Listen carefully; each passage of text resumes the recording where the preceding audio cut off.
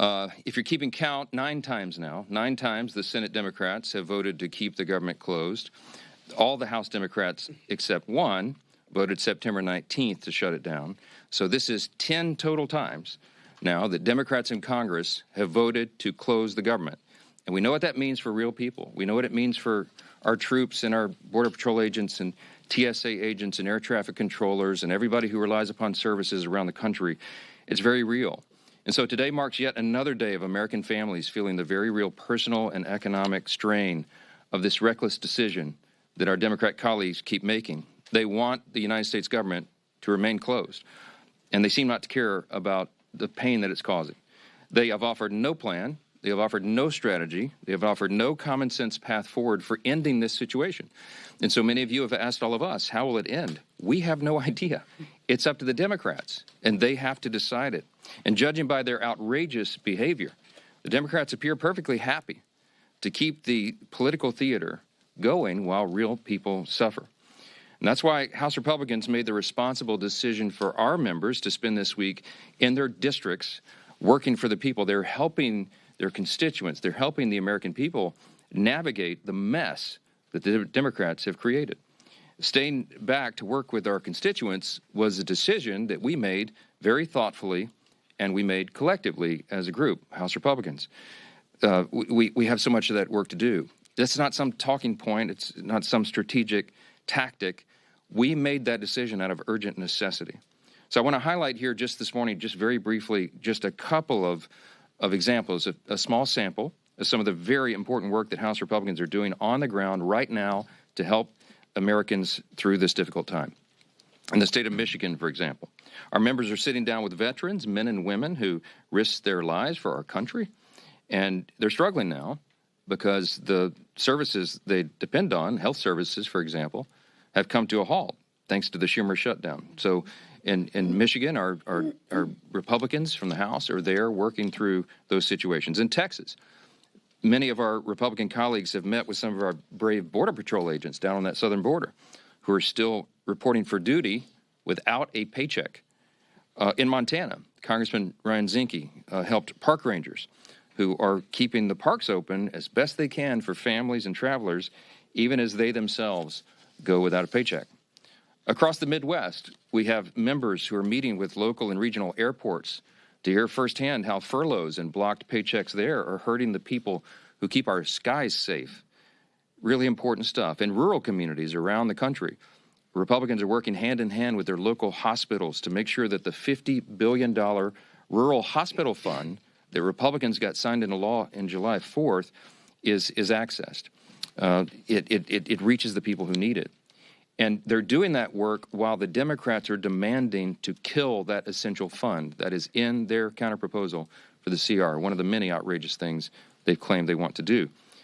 And everywhere across America right now, we're helping small business owners and farmers and ranchers and service coordinators navigate frozen loans and delayed emergency funds and growing uncertainty about how to keep serving their communities. So all across the country, Republicans are dealing with the very real and painful consequences facing real Americans. Now, that's happening on the Republican side. And what's happening on the Democrat side? You can see it for yourself. Compare what I just told you with what they're doing. Look at their own behavior. Look at their actions. Don't listen to the words that people are saying. Look at what they're doing. Chuck Schumer and Democrats over the last 10 days, here's a small sample of their activity, okay? We've seen performative stunts and TikToks and photo shoots across every inch of this Capitol. We've seen Democrats actually toast themselves on the balcony of the DCCC last night, while their colleagues voted in the Senate to keep the government closed for the 10th time. We've seen not one but two failed publicity stunts right outside my own office, the latest of which ended in a congresswoman storming the entrance and berating a Capitol police officer who, by the way, is protecting her without pay. And last night, we even saw, I didn't see it, many of you saw it, CNN host the first socialist town hall where Bernie Sanders and AOC said the quiet parts out loud. They don't know what they want to end the shutdown. They couldn't provide a single viable solution for the mess that they themselves have gleefully created. And by the way, those are the real leaders of the Democrat Party. We all know it. AOC and Bernie. Good luck with that. And amid all that, Chuck Schumer is actually bragging that every day gets better for his party. As you know, that is his words, not ours. All this would be laughable if it didn't come at the cost of American families, and it really is deadly serious. If it were up to Republicans alone, we would not be in this mess. We'd be up here negotiating and debating openly and transparently on the issues impacting Americans' lives. But as I've said repeatedly, Democrats slammed the brakes on legislative business when they decided to shut down the government for their partisan political purposes. The progress we made on appropriations and the conversations that were underway on the COVID-era Obamacare subsidies and all those issues, all that sits at a standstill until Democrats reopen the government.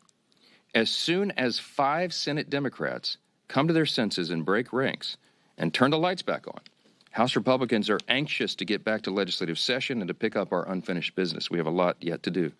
Until then, I'll continue to share the facts from this podium every morning to try to get this message directly to the American people. Republicans will continue serving on the job in our communities on behalf of the American people that we represent. I'm going to conclude this morning by saying this again. There's an incredible contrast right now between the two parties that could not be more clear. As we say here every day, this is not your grandfather's Democratic Party. It truly has become the far left, Marxist left, that are running that whole operation.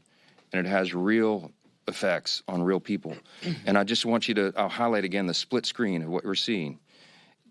In America right now, there are 2 diametrically opposed visions for the country, and you should look at the actions of elected officials and not their words. And what are the actions? President Trump and Republicans are delivering for the American people. We have cut their taxes. We are removing red tape and regulations to get the economy humming again. We have ended the border crisis, virtually 0 crossings in the last 4 months under President Trump. We are ending the crime crisis around America, taking heroic measures to make sure that happens. We're cutting fraud, waste, and abuse out of government and making government more efficient and effective for the people. And right now, President Trump is resolving international conflicts, restoring peace through strength around the globe.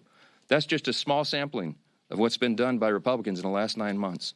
And what have Democrats done for the last 9 months? On the split screen, look at the other side. They've shut down the government. I mean, I don't know what else to say. Put all the gimmicks and the talking points aside and look at the indisputable facts and evidence of what is happening right here. There could not be a stronger contrast between the two parties. And I don't know how more simply we can say that. Information. Truth is freedom. Is Newsmax. It's real news for real people.